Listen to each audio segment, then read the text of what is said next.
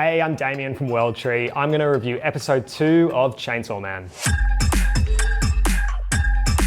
This episode had some really effective character development and engaging world building. Despite this really effective character development, there were some pretty unsettling scenes that honestly have me a bit worried about where this show might head. We're introduced to Makima, who we met briefly at the end of episode 1. However, very quickly this relationship of master and loyal dog servant is established between Denji and Makima. She's very kind to Denji, she's doting over him, she's giving him love and attention that he seems to have never received in his entire life. So naturally, Denji is very drawn to this character. Despite this tenderness from Makima, I couldn't help but feel like there was a bit of grooming and manipulation going on here, where you can clearly tell that Makima wants something from Denji. And I've got a feeling it has something to do with the fact that he can sprout a chainsaw out of his head. This episode is where things have started to get a little bit weird for me. The first thing was Makima feeding Denji by hand, feeding him noodles as if he is her pet, to the point that she literally said, "You are kind of like a dog." I get the irony here that Denji literally has a devil dog inside of him. I understand that Denji has lived on the fringes of society and doesn't really understand how to behave in a way that's proper and appropriate. It makes sense that he's very drawn to someone who's helped him out, and I guess that's why this relationship may work. And in turn, she's going to offer him shelter, food,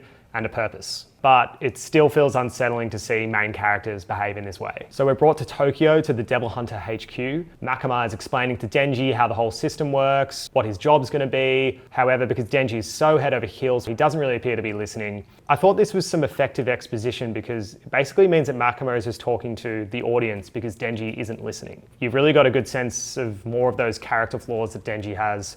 Whereas in episode 1, it was all about, okay, Denji's lived a horrible life, but despite that, he's quite strong-willed. It's clear that he's going to struggle interacting with people here. I thought the introduction of Aki really helped ground the characters in the storyline. The scenes with Aki and Denji sharing an apartment I thought was really funny. You really got a sense of the confined space that these guys are sharing. I thought it was edited really well. There were really good story beats in there. You got that sense of Aki's horror, of Denji's basic lack of etiquette and disregard for others.